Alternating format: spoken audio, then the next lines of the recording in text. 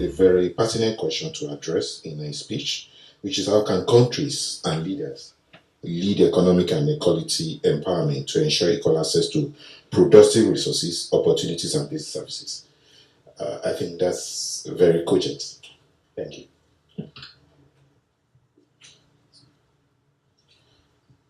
Thank you, Honorable Chair, Your Excellencies, ladies and gentlemen. Women, youth empowerment, gender equality cannot be instituted without the presence of proper governance. And poor governance is characterized by arbitrary policymaking, unaccountable bureaucracy, unenforced and unjust legal systems, the abuse of executive powers, civil society unengaged in public life, widespread corruption. Ultimately, better governance requires political renewal.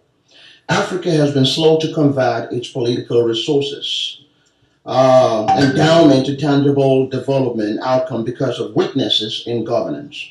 And some of those weaknesses come as a result of short-term greed and corruption, which happen to be the main causes of poor governance in Africa.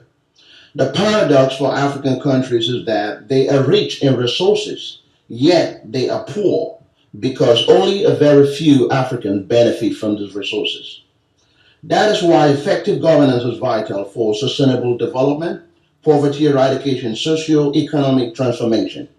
Following the United Nations Human Rights Office of the High Commission in its Resolution 2064, the Commission identified key attributes of good governance as follows, and I quote: transparency, responsibility, accountability, participation, responsiveness to the need of the people. But unfortunately, this is a challenge and a dilemma to some of our African nations. For example, most recently, the English part of Cameroon peacefully demonstrated with a cry, calling on the government to consider the fact that they are being marginalized and treated as a second-class citizen.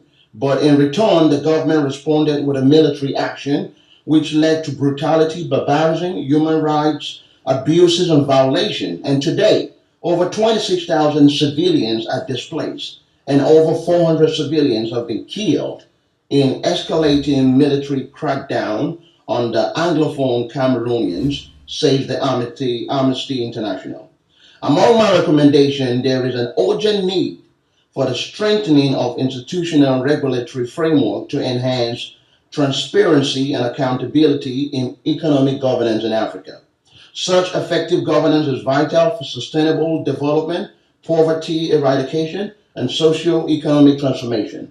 For Africa to come out of poverty, scarcity, over dependence on international aid, and inadequate science, engineering, education, Africa must migrate and transform from poor governance to good governance, and that requires the following.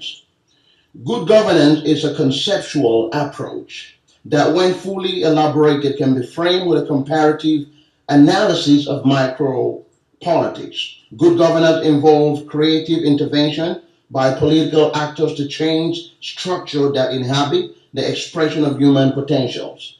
Good governance is a rational concept emphasizing the nature of interaction between states and the social actors and among all social actors themselves. Good governance refers to types of relationship among political actors, that is, in which it's socially sanctioned rather than arbitrary. To conclude, the future of an African child or the woman gender equality is at stake as we speak, and may surely die if poor governance continue to strengthen its roots in Africa. Whereas good governance can become a useful mechanism to enhance the legitimacy of public realm and become an analytical framework on approach to comparative politics and democracy.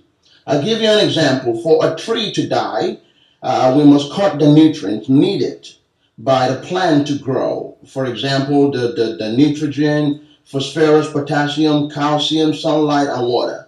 By implication, if Africa must come out of pestilence, as I described it, poor governance must be sanctioned economically, diplomatically, military, sport, and environmentally. There must be an instrument of foreign policy, diplomacy, and economic pressure that can be described as a sort of carrot and stick approach to dealing with international trade and politics. By so doing, I guarantee you all that Africa will strive for excellence, prepare a better political and socio-economic structure, and standard for the future of African generation, women and youth, quality and empowerment. Thank you. Thank you so much, Pastor. Thank you so much. It is important. We all realize that good governance is key to any other socio-economic policies that will be taking place, and we are happy that that is taking place in the continent right now, going by to a series of elections that is taking place in Africa. If there's any parting word for us from your end. First of all, I want to say thank you, Queen Blessing, for this constructive initiative. It's been refreshing, I believe, for everybody. But the last thing I want to say is we have to mean what we say and say what we mean by implementation, and not just implementation, and reigniting the hope and the faith of people on the grassroots. And above all, I go back to my topic that poor governance is a critical issue in Africa. We cannot rehabilitate women or youths if the government does not really stand on its feet. So poor governance should be looked upon and it should be addressed critically. Thank you. Thank you so much, Reverend. Dr. Khalid?